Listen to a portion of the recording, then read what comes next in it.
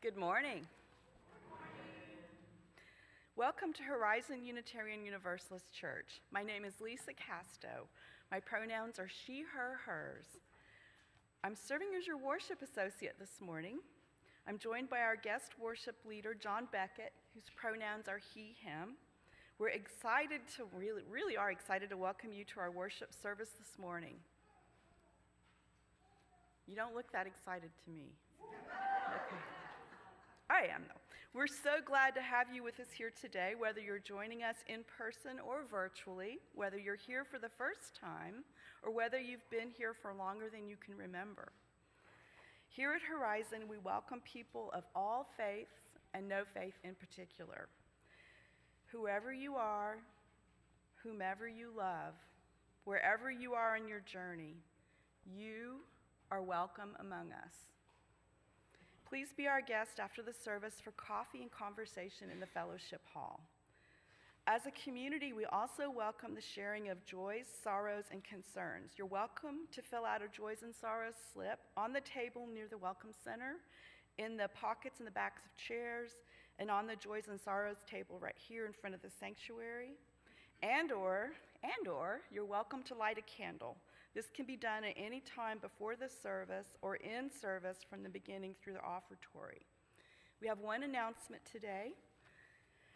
The art sale today, Sandra Tarno's art exhibit ends today. Please see Kent Darwin in the sanctuary after the service for final sales. And Sandra's here with us today, and we'd like to recognize her if she doesn't mind rising. Thank you.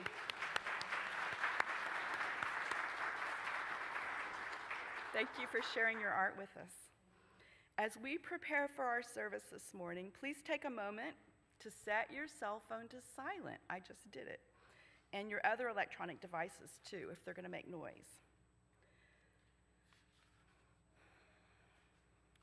Our call to worship this morning is from the poet farmer Wendell Berry.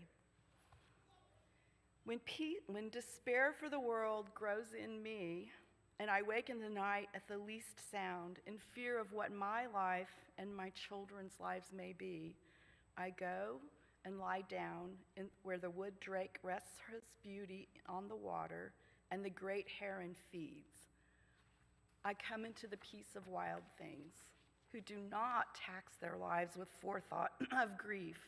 I come into the presence of still water, and I feel above me the day-blind stars, waiting with their light. For a time, I rest in the grace of the world and am free.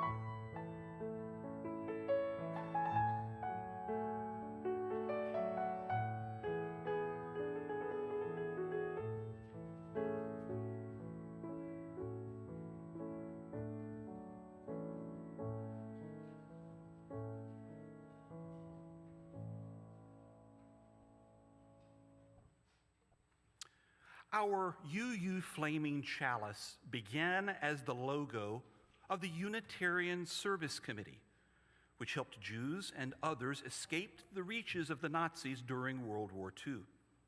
It is reminiscent of the Holy Grail of Arthurian legend, the scrying chalice of the Greek Pythia, the cauldron of Ceridwen, and the cauldron of the Dagda.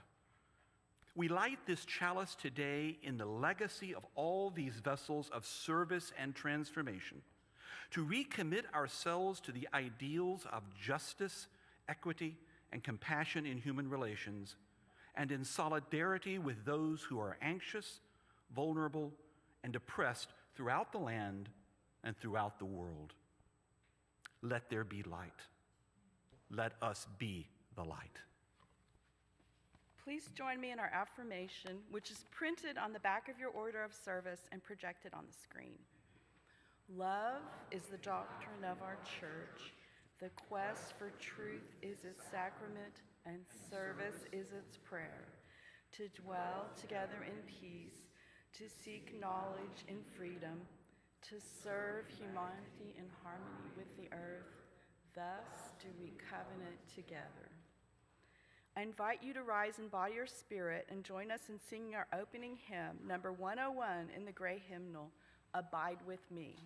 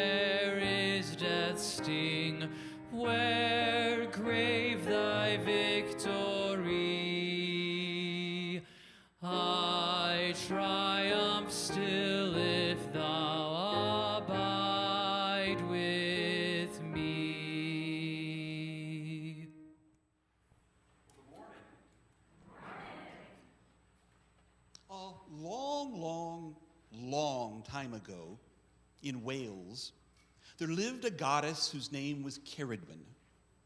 Now, some people say Ceridwen was a witch, but that's just because by the time people started writing these stories down, they didn't believe in goddesses anymore. Well, that's their problem.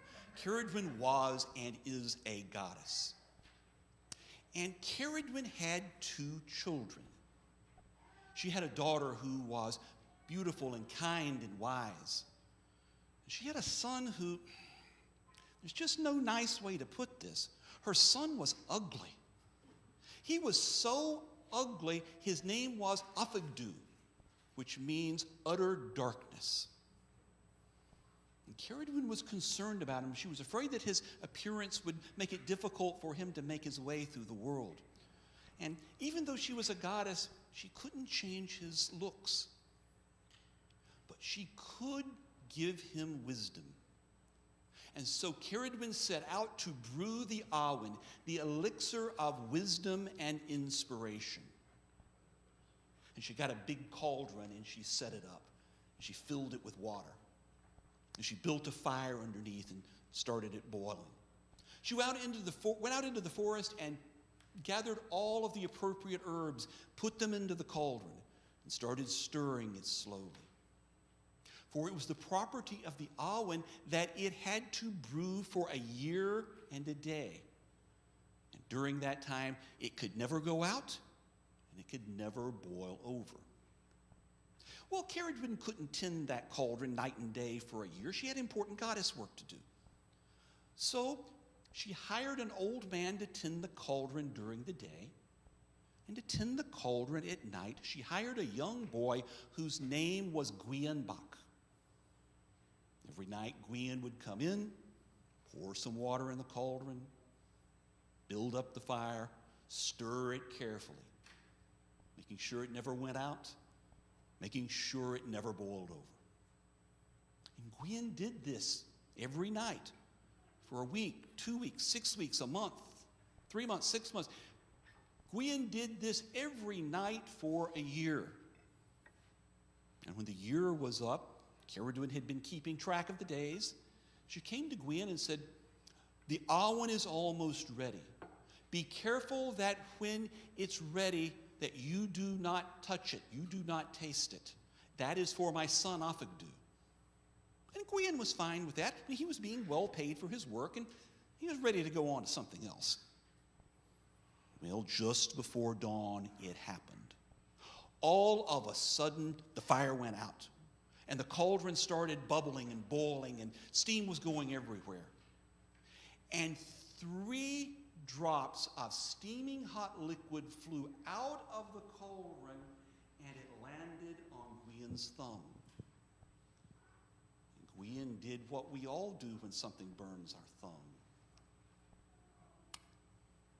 And he tasted the Awen, and instantly he had all the wisdom in the world.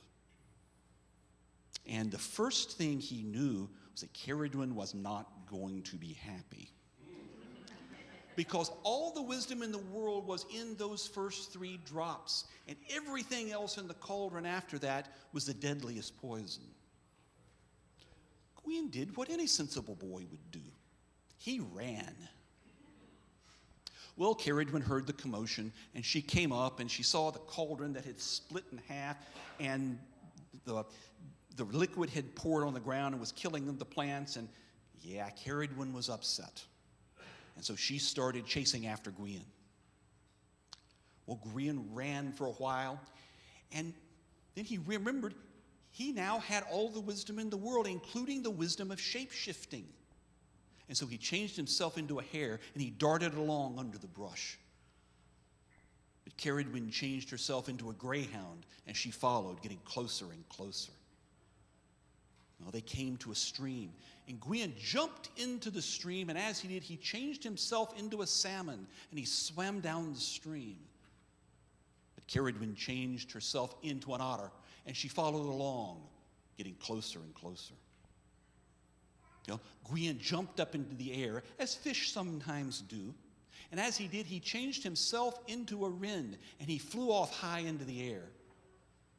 But Ceridwen changed herself into a hawk, and she followed, getting closer and closer. Well, by now, Gwien realized he was not going to outrun Ceridwen. But as he was flying over the land, he saw a huge pile of grain.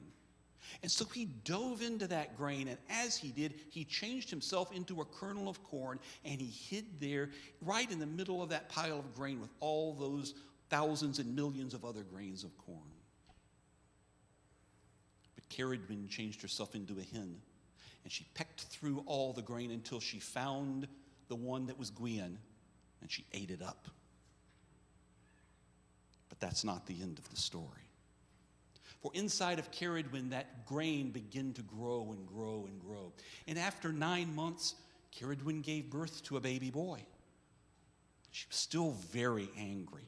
So she took the boy, and she put him in a leather bag, and she rowed out into the sea, and she threw the bag into the sea.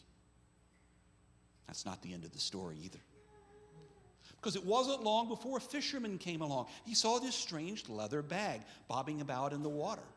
And he pulled it in, and he opened it up, and here was this baby boy, and his face was shining as bright as the sun. And the fisherman said, "What a radiant brow." And the child who had the power of speech said, "Taliesin it is." For in Welsh, Taliesin means radiant brow. And Taliesin would go on to become one of the greatest bards, the greatest storytellers in all of the history of Britain. But that's another story for another time.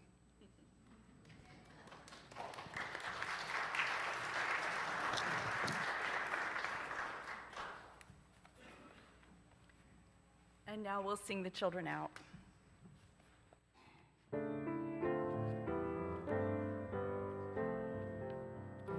May your mind be open to new learning. May your lips bring truth into the world. May your heart know love and your hands to the work of justice as you go your way in peace. As you go your way in peace. Horizon leaders, both volunteers and staff members, work diligently through the year to be careful and attentive stewards of the congregation and its funds. Countless meetings, reports, documents, and budgets are necessary to maintain the health of an organization, I will testify, especially one that has endured for more than 38 years. We depend on our tools and our teams to track where every dollar goes, and they do just that. But the gifts you make to our weekly offering or through your annual pledge, or both, as I heard Alan told us last week, represent far more than lines on a spreadsheet. They do.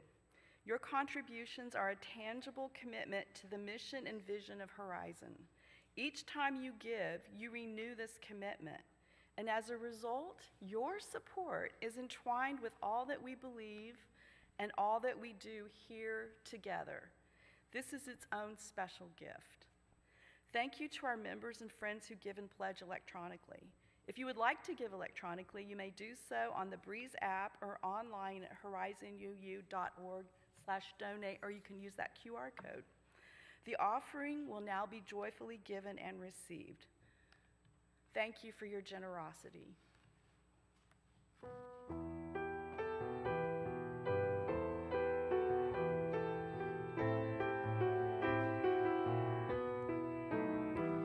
For each child that's born, a morning star rises and sings to the universe who we are. For each child that's born, a morning star rises and sings to the universe who we are. We are our grandmother's prayers, and we are our grandfather's dreamings. We are the breath of our ancestors. We are the Spirit of God. We are mothers of courage and fathers of time. We are daughters of dust and the sons of great visions. We're sisters of mercy and brothers of love. We are lovers of life and the builders of nations. We're seekers of truth and keepers of faith. We are makers of peace and the wisdom of ages. We are our grandmother's prayers, and we are our grandfather's dreamings. We are the breath of our ancestors. We are the Spirit of God. We are mothers of courage and fathers of time. We are daughters of dust and the sons of great visions. We're sisters of mercy and brothers of love.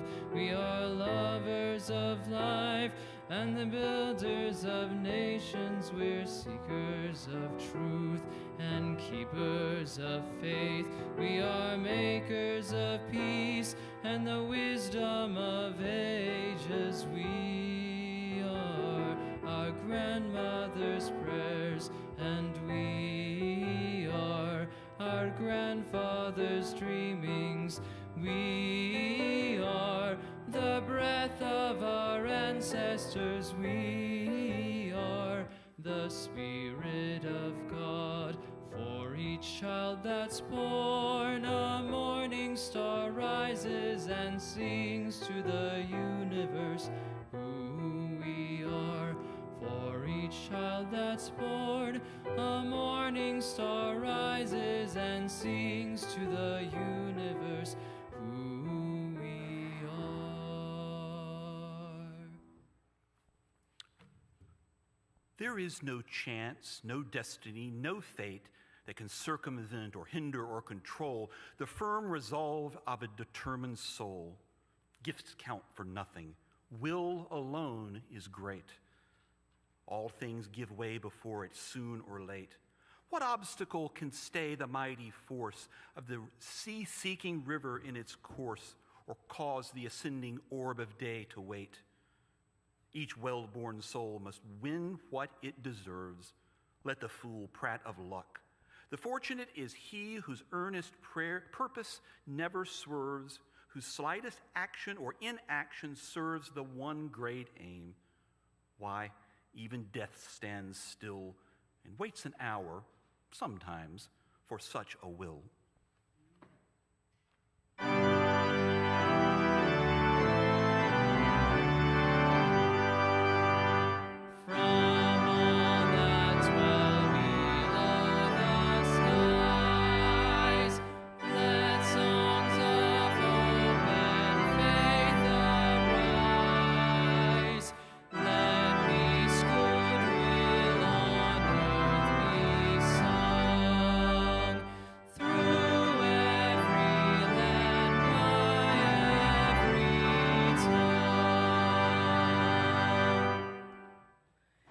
Now take time to honor the sorrows and joys of this community, knowing that we are all interconnected and that what affects one affects us all.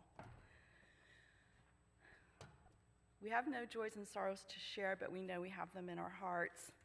We light a candle this morning to honor all the joys and sorrows which have gone unspoken and reside only in our hearts. Please join me in the spirit of prayer and meditation in whatever way feels right with these words from Scott Phillips. It'll be followed by a moment of silence, which will be broken by our responsive hymn number 1037 in the Teal Hymnal, We Begin Again in Love. Ours is a community, is a welcoming community where we find connection, a spiritual community where we find meaning. Ours is a sharing community where our joys are amplified, a caring community where our sorrows are lessened. We take this moment to reflect on our joys and sorrows and acknowledge the mutual support of our community.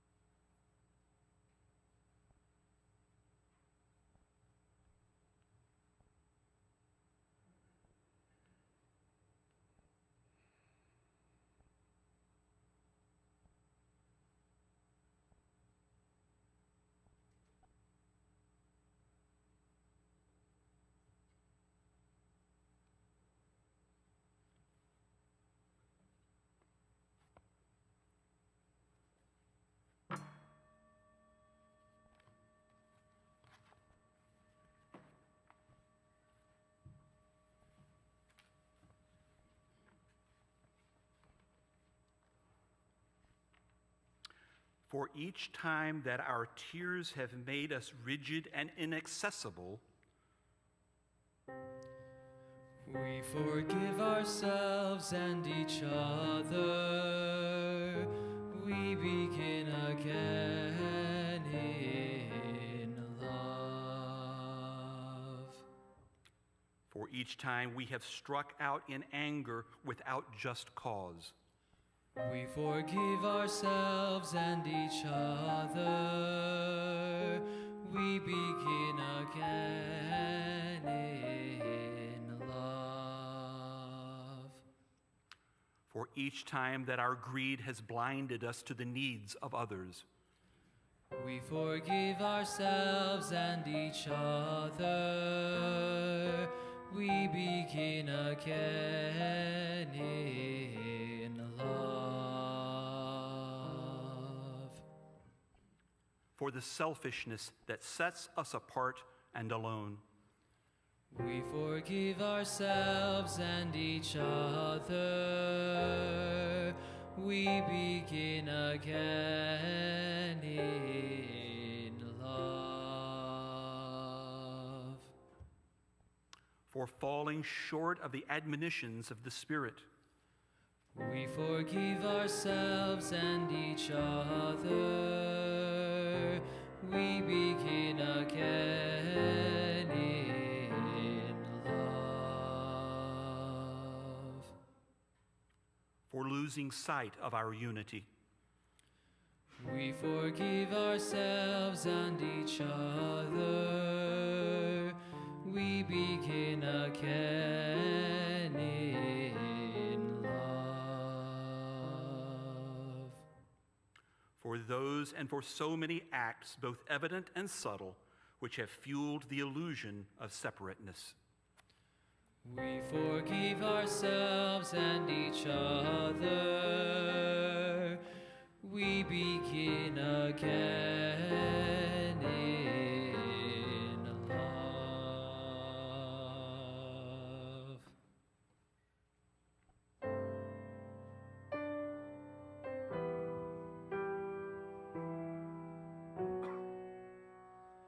Now there is no choice.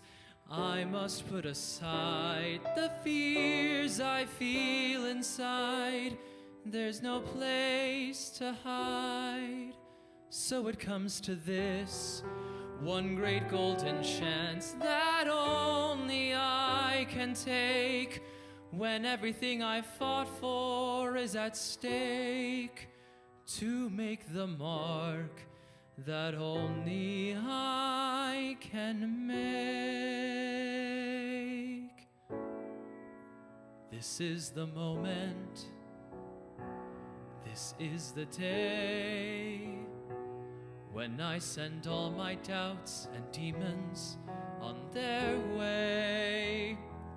Every endeavor I have made ever is coming into play, is here and now, today. This is the moment, this is the time, when the momentum and the moment are in rhyme. Give me this moment, this precious chance. I'll gather up my past and make some sense at last. This is the moment when all I've done, all of the dreaming, scheming, and screaming become one. This is the day. See it sparkle and shine, when all I've lived for becomes mine. For all these years I faced the world alone, and now the time has come to prove to them I made it on my own. This is the moment, my final test. Destiny beckoned, I never reckoned second best. I won't look down. I must not fall. This is the moment, the sweetest moment of them all. This is the moment, damn all the odds. This day or never, I'll sit forever with the gods. When I look back, I will always recall, moment for moment, this was the moment,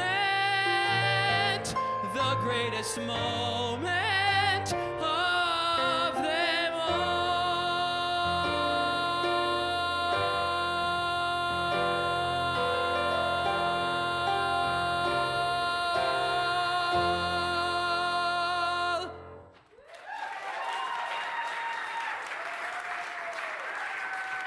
So I chose the opening hymn and the closing hymn, and I asked the musicians to choose the rest of the music. I gave them the title and the blurb, and that's all they had to go on. I could not ask for better selections and better performances. Thank you.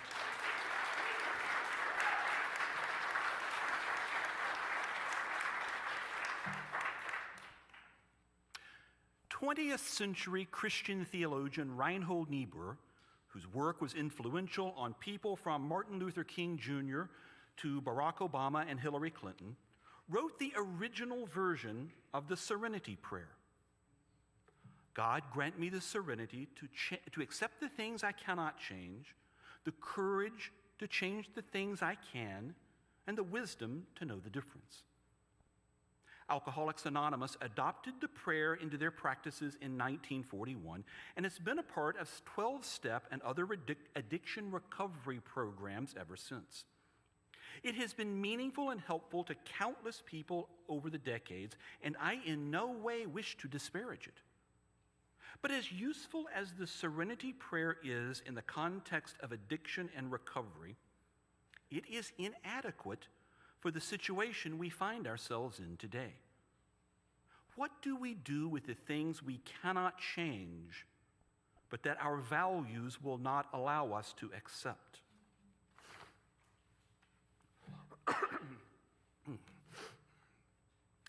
I've always been interested in Germany in the late 19th and early 20th centuries. Bismarck united 25 separate states into a modern nation, and it became a leader in science and engineering. Germany was a center of modern Christian thought, especially the higher criticism, which rejected a literal interpretation of the Bible. Berlin was a cultural center for the arts, including the new art of filmmaking.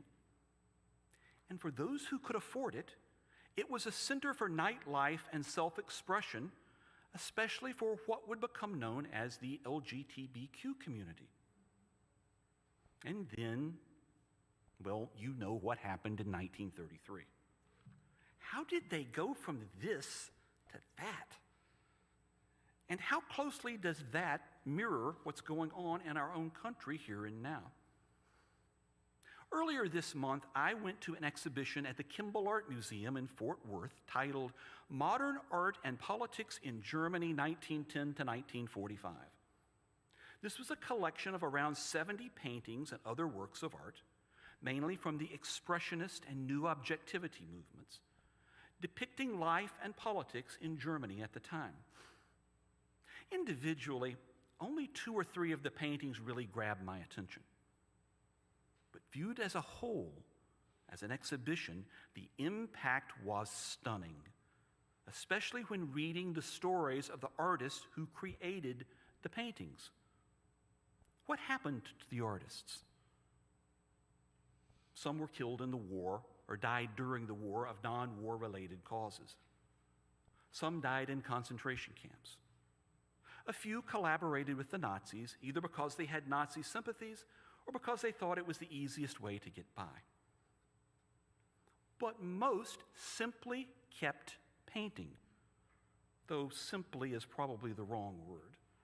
Some fled to Switzerland or other safe places in Europe. Some went to Argentina or the United States.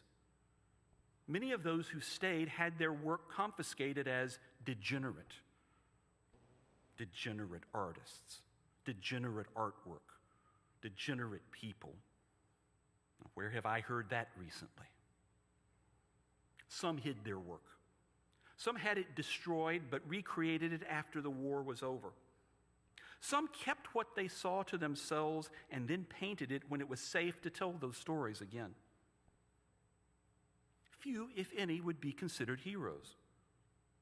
Few, if any, would be considered martyrs. They were artists, and they did what artists do: paint, sculpt, create. Mainly, they told stories. And because they told their stories, we know what happened and what life was like for them and for others. When our Jewish friends say never again, we know exactly what they mean. There's a lesson in here for us. I do not expect the United States in the 2020s and 30s to even approach the level of death, destruction, and evil that was Germany in the 1930s and 40s. At the same time, we are already faced with situations and circumstances that we cannot change and that we cannot accept. We will almost certainly not be martyrs, and I hope none of us are. I want everyone to make it. It is unlikely any of us will be heroes. But just as the artists of Germany did what they were called to do, make art, we can all do what we're called to do, whatever that may be. Where serenity and courage are not enough, there is will. Philosophers from Aristotle to Nietzsche have written volumes on the question of will. I'm going to condense it down to two distinct but related definitions. Will is what you consciously choose, and will is your calling in life. There are well-meaning people who say things like, God has a plan for your life, or the universe has a plan for you. Now, I'm a polytheist who affirms the reality of many gods, but none of those gods are actively trying to micromanage our lives. And the universe is simply a collective noun for all that exists. The universe is not an omniscient individual who you can know and relate to in any meaningful sense. No one is handing you a blueprint for your life. Now, there are plenty of people who will tell you exactly how you should live your life, from parents to preachers to politicians. And then there are the advertisers who will tell you that you can't live a good life unless you buy what they're selling. The only person who can create a plan for your life is you. You get to choose, but you have to choose, or someone will choose for you, and those people do not have your best interests at heart. We get to choose, but it's not true that we can be anything we want to be. Like many boys of my age, the first thing I wanted to be was a baseball player. 2 years of Little League clearly demonstrated that I did not have the physical skills needed to make my high school team, much less become a professional baseball player. No amount of wanting it or trying harder was going to make up for my lack of athletic ability. On the other hand, I was pretty good at math and science, and I liked them. And by 7th grade, I figured out that engineering was a pretty good choice for me.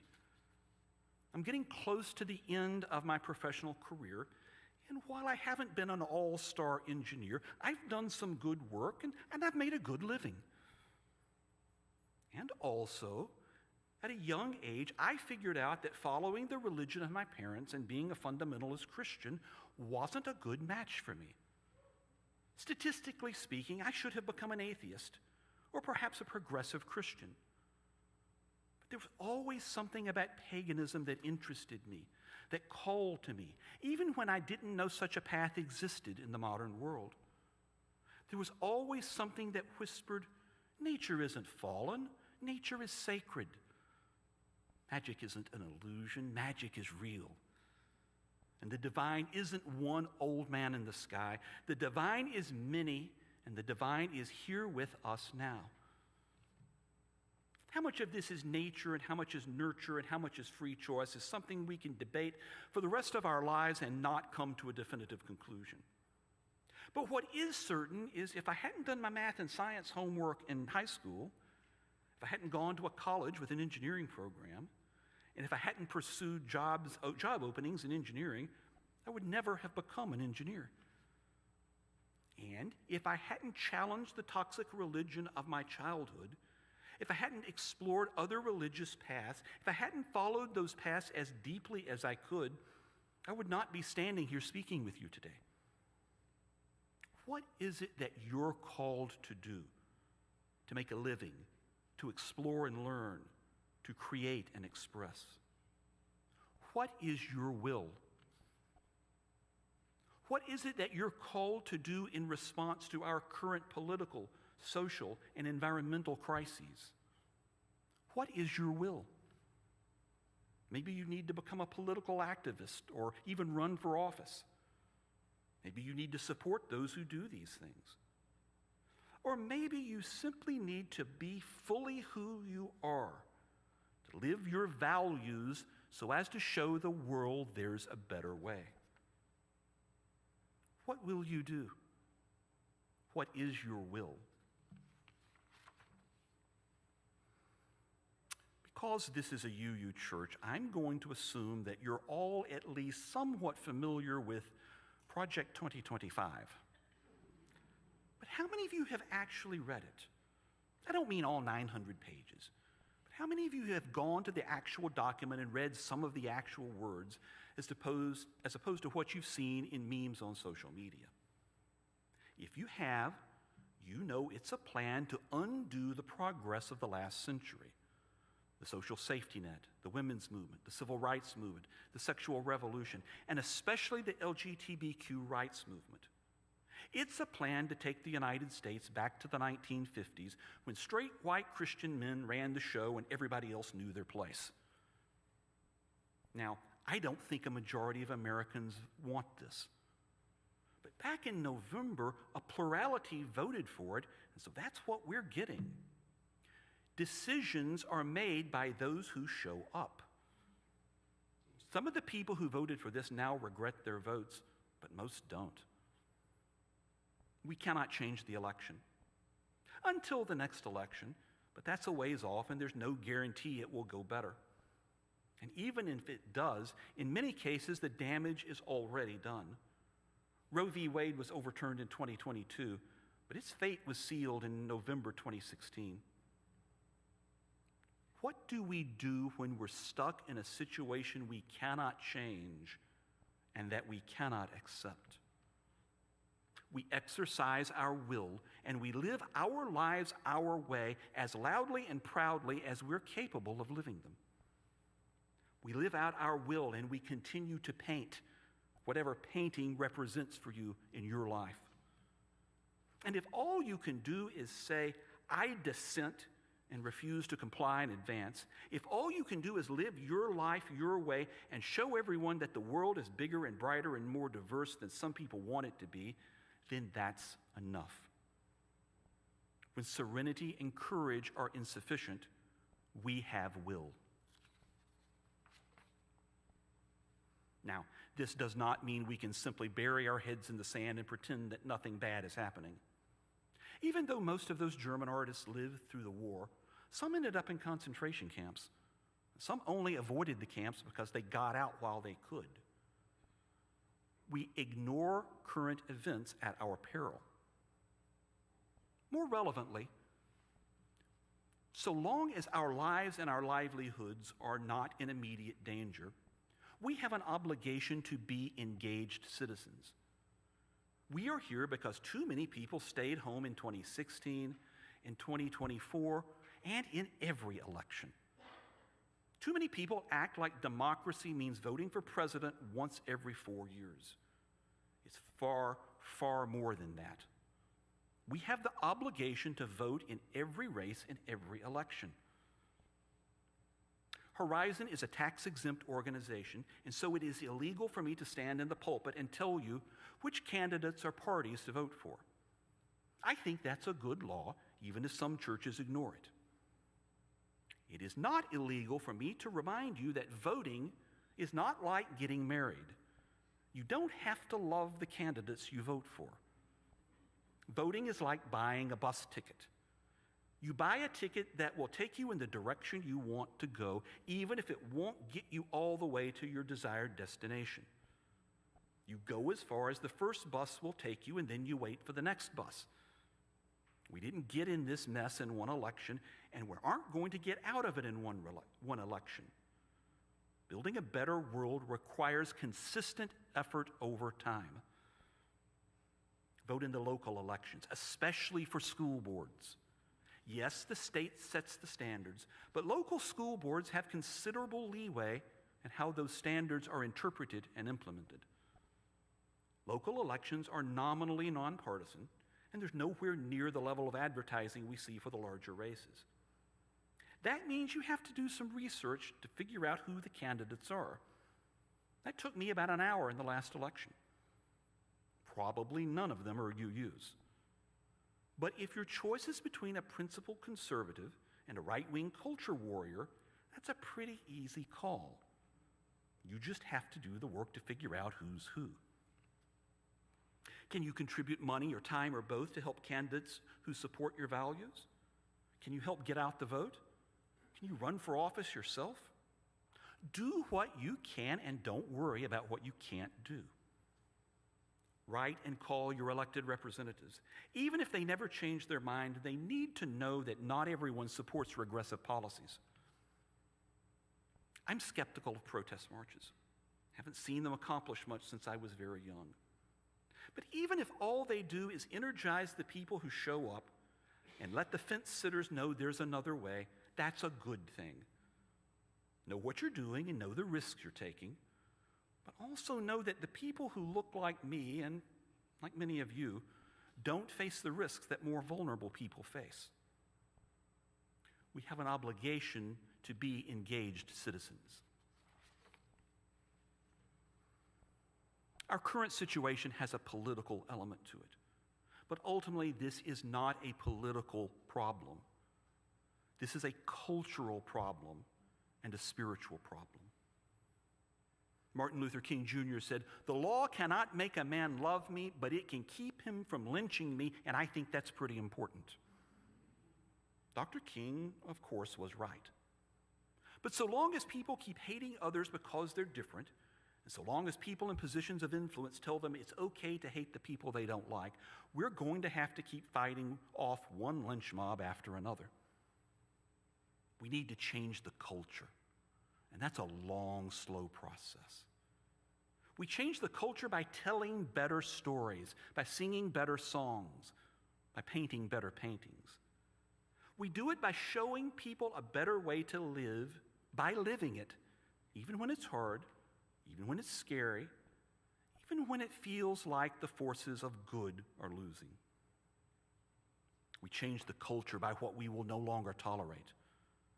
Maybe you can call out your racist uncle at family gatherings.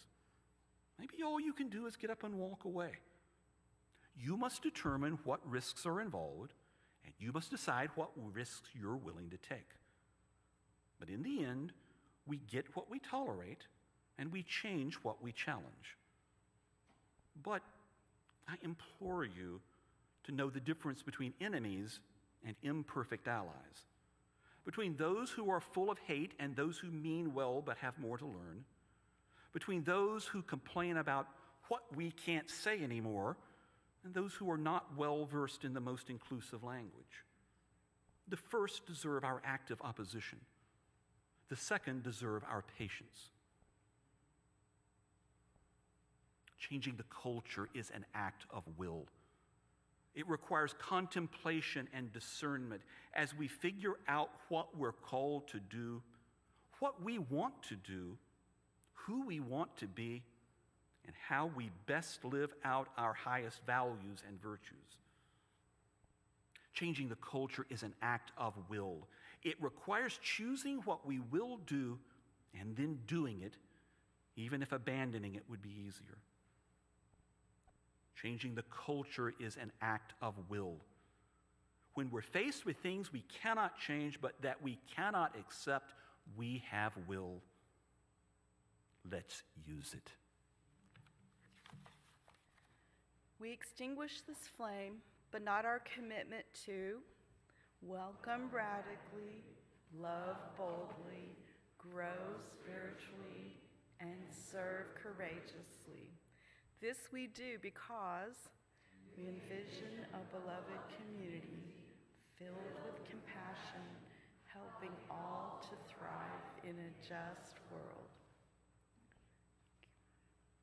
I would like to invite you to rise in body or spirit and join us in singing our closing hymn, Just As Long As I Have Breath, hymn number 6 in the gray hymnal.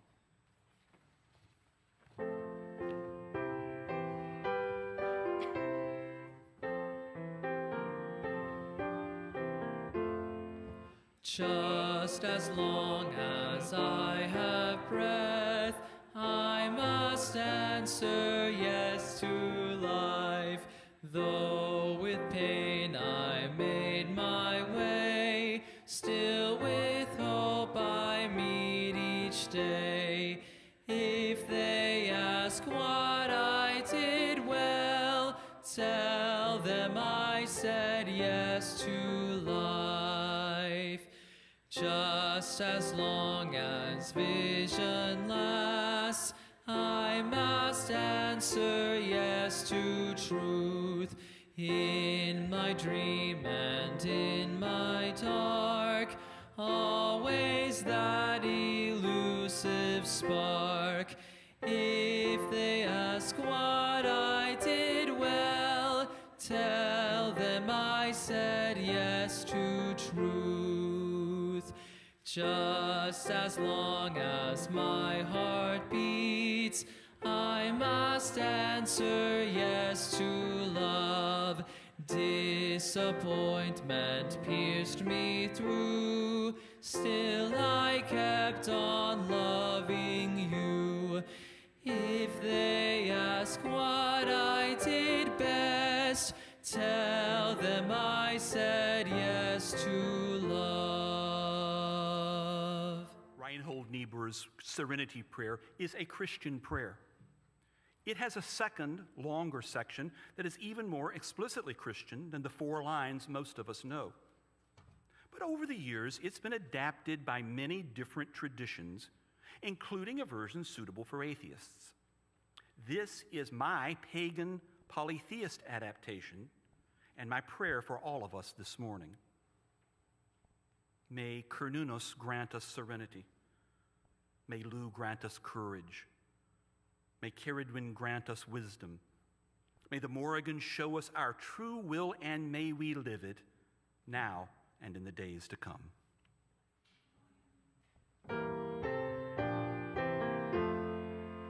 Just as long as I have breath, I must answer yes to life. Though with pain I made my way, still with hope I meet each day.